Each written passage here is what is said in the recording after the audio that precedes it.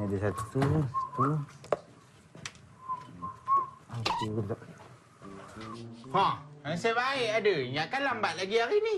Alah, kalau aku datang awal tu, maksudnya tak ada masalah lah. Kalau aku datang lambat, maksudnya ada masalah. Tak adalah kok kamu pergi jumpa siapa? Fatin ke? Fatin tu, dia dah faham dah, Jam. Bakal suami dia ni cari rezeki untuk dia, nak tanggung dia nanti. Dia dah faham dah, Pak. Dia dah faham. Kadang-kadang aku kesian dengan kamu, tahu tak? Tak habis-habis, Fatin. Udah-udah dah tu. Jam. Kau punya ayat tu dah ada bunyi unsur cemburu, Jam. Ni. Kau jangan jealous aku dengan Fatin, Jam. Kau jangan, Jam. Sebab perempuan ni boleh putus kawan, Jam. Jangan. Jangan. Ish. Jangan, aku lupa nak ambil attendant, lama tak ambil attendant ni. Okey, saya nak ambil attendant, Macam biasa, kira daripada awal sampai habis. Okey, mula. 1. 1, Bahadur ada lagi. 2, Vega Rossi ada lagi. 3, Syah ada lagi.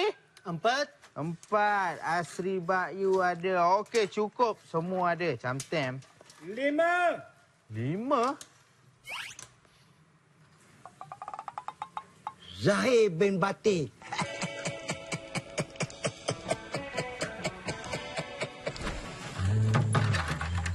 Okeylah. Ayah pun dah tidur. Senanglah hati kita nak pergi kerja, kan? Steady. Oh, cepat kau. Steady.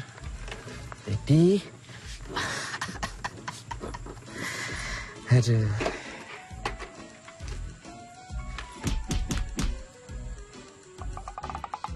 Alah. Ayah buat apa pula kat sini, ya? Ayah nak ikut. Nak ikut? Takkan nak ikut pergi tempat kerja. Lagi helmet kat atas, ya. Alah, hai. Mana malah lah nak naik balik, nak buka pintu dah kunci. Tak boleh ikut. Helmet tak ada. Helmet dah ada. Bila pula ayah ambil helmet ni? Aduh, nak ikut pula pergi tempat kerja. Dia nak buat apa nanti pula kat situ?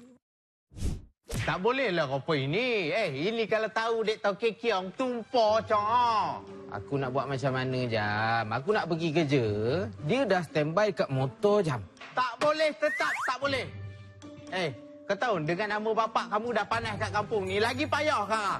Kau relax dah lah. Apa susah? Kalau Tok Kekiong sampai, aku pandai-pandai lah suruh bapak aku tu. Wah, cakap senang ya? Cakap senang. Habis tu? Itu apa mana tu? Itu. Aku ni nak tolong kamu tahu. Tapi aku dah tak tahu dah cara apa lagi aku nak tolong. Sampai tahap aku terfikir nak ikut je apa idea Imam Sul tu. An, Imam ada idea. Apa idea dia? Hantar bapak kau kat rumah orang tu. Kau cakap apa ni, Jam? Tak ada nak. Kurang ni, bapak kau kat sana ada orang jaga. Dia ada kawan-kawan, tak ada dia boring. Jam! Aku ni sebagai anak takkan pernah sesekali terfikir nak hantar ayah aku pergi rumah orang tua-tua, Jam. Aku tahulah orang kampung kat sini semua cakap ayah aku ni masalah besar bagi dia orang. Tapi aku sebagai anak, Jam, takkan pernah sesekali menyesal ada bapak macam tu, Jam. Aku akan hadap semuanya, Jam. Yelah. Tapi berapa sebulan, Jam, rumah orang tua-tua tu? Boleh buat membership, tak? Wah, aku cakap kan main. 2,5 sebulan.